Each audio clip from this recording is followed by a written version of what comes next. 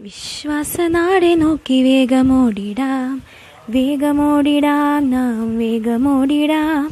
വിശ്വാസനാടെ നോക്കി വേഗമോടിടാം, വേഗമോടിടാം, നാം വേഗമോടിടാം. നമുക്കിവിടെ നിലനിൽക്കും നഗരമില്ലല്ലോ, നമുക്കിവിടെ നിലനിൽക്കും വീടില്ലല്ലോ. നമുക്കിവിടെ നിലനിൽക്കും നഗരമില്ലല്ലോ, നമുക്കിവിടെ നിലനിൽക്കും വീടില്ലല്ലോ. നമ്മുടെ വീട് ആ നിത്യമാം വീട് വാനാലോകത്തില്. നമ്മുടെ വീട് ആ നിത്യമാം വീട് വാനാലോകത്തില്.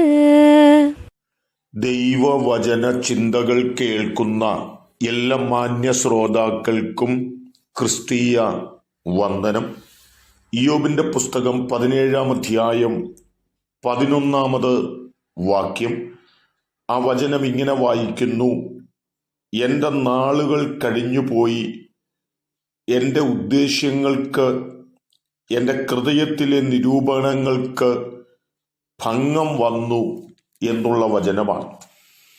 മനുഷ്യന്റെ ഹൃദയത്തിൽ ആഴമായ ഉദ്ദേശ്യങ്ങളും നിരൂപണങ്ങളും ഉള്ളവരാണെന്നും, എന്നാൽ പലപ്പോഴും മനുഷ്യന്റെ ഉദ്ദേശ്യങ്ങൾക്കും നിരൂപണങ്ങൾക്കും വ്യത്യസ്തമാണ് ദൈവത്തിൻ്റെ ഉദ്ദേശ്യങ്ങളും നിരൂപണങ്ങളുമെന്ന് നമുക്ക് മനസ്സിലാക്കുവാൻ സാധിക്കാറുണ്ട്. മനുഷ്യന്റെ നിരൂപണങ്ങളും ദൈവത്തിൻ്റെ നിരൂപണങ്ങളും തമ്മിൽ ഒത്തുവരുന്നില്ല എങ്കിൽ മനുഷ്യന്റെ നിരൂപണങ്ങൾക്ക് ഭംഗം വരുവാനിടയായിത്തീരുന്നു എന്നുള്ളതാണ് യാഥാർത്ഥ്യങ്ങൾ. ദാനിയേൽ പ്രവാചകന്റെ പുസ്തകം 4-ാം അധ്യായം 30-ാം വാക്യത്തിലേക്ക് വരുമ്പോൾ, ഏറ്റവും മനോഹരമായ നിലയിൽ ഒരു കൊട്ടാരം പണിതീർത്ത് ആ കൊട്ടാരത്തിൻ്റെ പുറത്ത് നിന്നുകൊണ്ട് താൻ പണി കഴിച്ചതായ ആ മനോഹര വീടിനെ നോക്കിക്കൊണ്ട് നെബൂഖദ്നേസർ രാജാവ് ഉദ്ദേശിച്ചത്, ഇത് ഞാൻ പണിതതാണെന്നും എൻ്റെ ധനമാഹാത്മ്യം കൊണ്ട് പണിതതാണെന്നും എൻ്റെ പ്രതാപ മഹത്വത്തിനായി പണിതതാണെന്നും, ഞാൻ ഈ കൊട്ടാരത്തിനകത്ത് ഇനിയുള്ള കാലഘട്ടങ്ങൾ സന്തോഷത്തോടുകൂടി പാർത്ത് ഞാൻ ആനന്ദത്തോടെ മുൻപോട്ട് പോകുമെന്നുമൊക്കെ താൻ നിരൂപിപ്പാനും അത് തൻ്റെ ഹൃദയത്തിൽ ചിന്തിപ്പാനും ആ നിലകളിൽ താൻ സംസാരിപ്പാനും ഇടയായിത്തീർന്നു എന്നുള്ളതാണ്. എന്നാൽ നെബൂഖദ്നേസർ രാജാവിൻ്റെ ഹൃദയത്തിൻ്റെ നിരൂപണങ്ങൾ ആ നിലകളിൽ ദൈവം ആഗ്രഹിക്കാത്തതായതുകൊണ്ട് അവൻ്റെ ആഗ്രഹങ്ങൾക്ക് ഭംഗം വന്നു എന്നുള്ളതാണ് നമുക്ക് കാണുവാനായിട്ട് കഴിയുന്നത്. ഈ ആഗ്രഹത്തോടുകൂടി താൻ സംസാരിച്ചു കൊണ്ടിരിക്കുമ്പോൾ തനിക്ക് രാജ്യത്വം നഷ്ടപ്പെടുകയും താൻ ഏറ്റവും ശ്രേഷ്ഠമായി പണി കഴിച്ച ആ കൊട്ടാരത്തിനുള്ളിൽ തനിക്ക് പാർക്കുവാൻ കഴിയാതെ വരികയും താൻ കാട്ടിലെ മൃഗങ്ങളോട് കൂടെ കഴിയേണ്ടി വരുന്നതായ സാഹചര്യങ്ങളും കടന്നു വരികയാണ്.